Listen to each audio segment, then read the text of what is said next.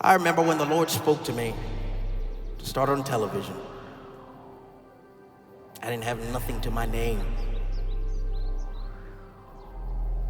I left home, and I was in college, and I pulled out of college because the Lord said, it's time for you to preach the gospel. My parents, they said, if this is God, we're not going to support you. They were very upset.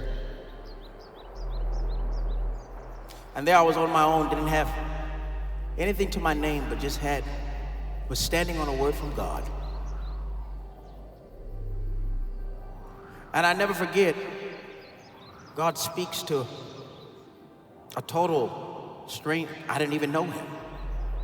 And he said, the Lord said, I'm supposed to help you do this. Here goes 500,000.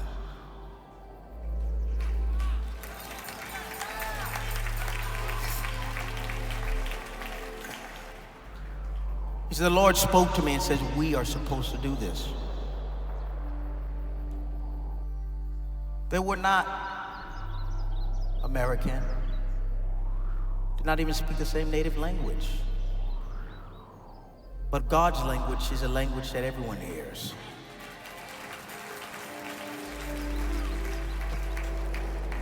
Then another individual came and says, I have to give you this, because I'm going to do it in quarters. First quarter, 300,000. Second quarter, 500,000. And I never forget saying to myself, the wilderness is an experience where you're not comfortable. If I tried to stay in comfort, I would have missed my blessing. God has to make you uncomfortable to bless you.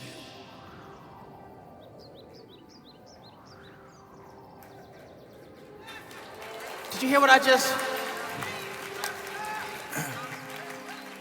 He has to make you uncomfortable.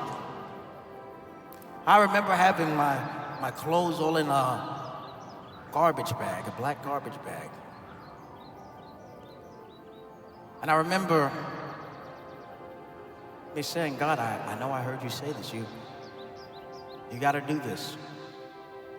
They're not having a place to stay because I was at the dorm. So when I left, I had to find a place to stay. God gives me favor, and a gentleman says, you can use my apartment at the Ritz-Carlton. You can stay there. Favor.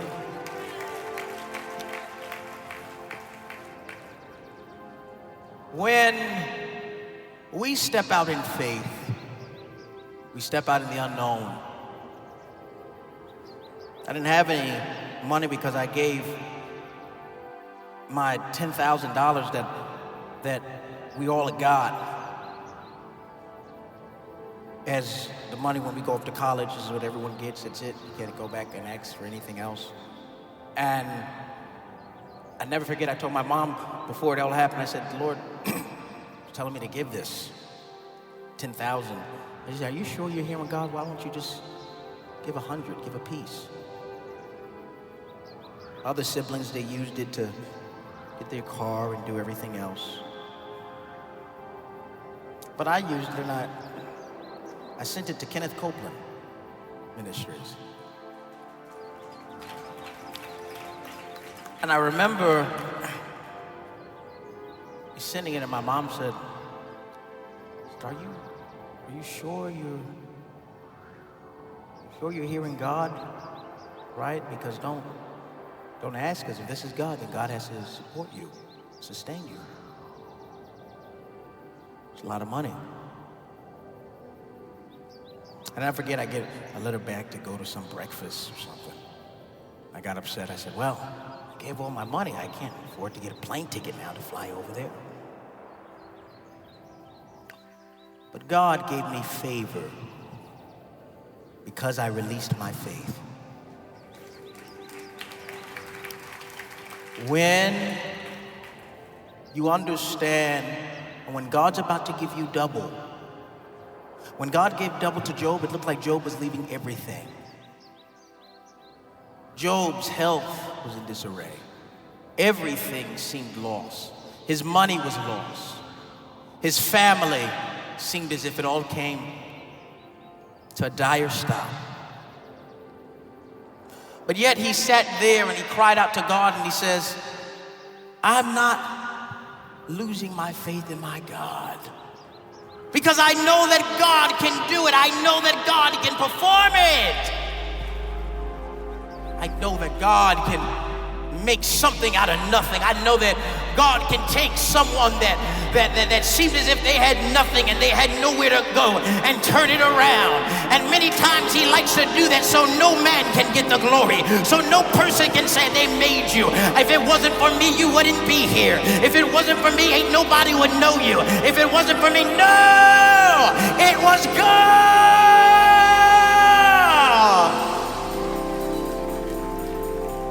So this is why he has to put you through the wilderness. So no person can say they made you. No network can say they made you. You can look and say, I was made by standing in righteousness. I was made by moving in righteousness, by living right, by doing things right. This is why God has favored me. The wilderness experience is just a stop right before God begins to start favoring you.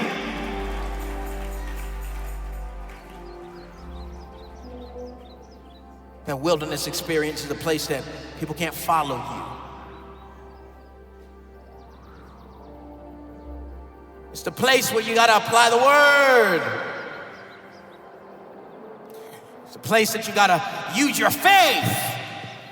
And so here the Bible begins to say that Mark 2, chapter 22, begins to start talking about do not put new wine in old skin. So when you're in that wilderness experience, it's the time that where the old must die, the old nature must die. It is the time that you begin to start being changed. So here he says that he begins to do this. Isaiah chapter 42, verse 9, get there quickly for me. And God begins to talk about this and turn to your neighbor and say, God's about to do a new thing. Say, God's about to do a new thing. God's about to do a new thing tonight. He's about to do a new thing in me. He's about to do a new thing in my family. He's about to do a new thing with people around me. He's about to do a new thing in my finances. Oh, I don't hear nobody up in here. He's about to do a new thing in my health. Oh, rabba karaba.